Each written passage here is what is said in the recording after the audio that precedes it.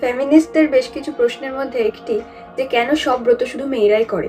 স্বামী বা ছেলের মঙ্গলের জন্য সব নিয়ম কি শুধু নারীদেরই করতে হবে? কেন ছেলেরা এই কাজ নিজেরাই নিজেদের জন্য করে না? এটা বুঝতে হলে আমাদের সনাতন ধর্মের মূল ভাবনাটা বুঝতে হবে। নারী ও পুরুষ শুধু লিঙ্গ নয়, এরা আসলে দুই তত্ত্ব। আমাদের প্রাচীন এই সভ্যতাতে নারী এবং পুরুষকে শুধু শরীর হিসেবে দেখা হয়নি, তাদের দেখা হয়েছে এনার্জি হিসেবে।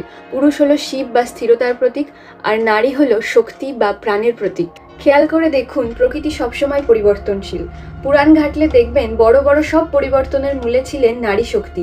সীতাহরণ না হলে রামায়ণ হতো না, দ্রৌপদীর উপর অন্যায় না হলে মহাভারত হতো না।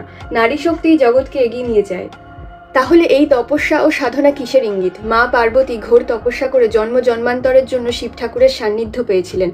আমাদের শরীরের ভেতরেও যে কুণ্ডলিনী শক্তি থাকে, যা বাস্তবে এই দেবী। সাধন ভজনের মাধ্যমে তাকে জাগ্রত করে ধীরে ধীরে উপরে তুললে সবশেষে কুণ্ডলিনী শক্তি শিবতত্ত্ব বা পরম সচেতনতার সাথে মেশে, আর এই মিলনেই হয় মুক্তি। সব জীবের এই এক উদ্দেশ্যেই জন্ম হয়। তাই নারীরা জন্মগতভাবেই সৃজনশীল এবং পরিবর্তনশীল আনার ক্ষমতা রাখেন। যখন একজন নারী ব্রত বা উপবাস করেন, তিনি আসলে নিজের ভেতরের সেই শক্তিকে জাগিয়ে তোলেন। এই শক্তি শুধু তার একার জন্য নয়, তার পুরো পরিবারের মঙ্গলের জন্য। একজন গৃহিণী সচেতন থাকলে তার শক্তিই পুরো পরিবারের সুখে দুঃখে আলোর পথে রাখবে।